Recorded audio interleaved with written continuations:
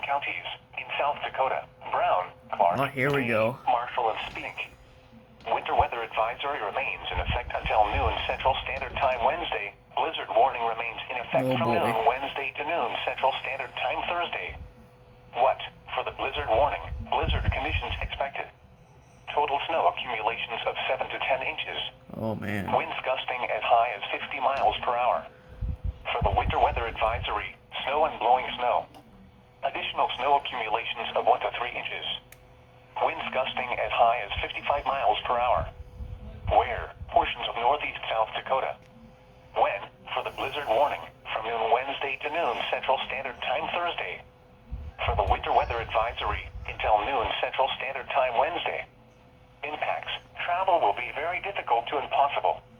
Widespread blowing snow will significantly reduce visibility.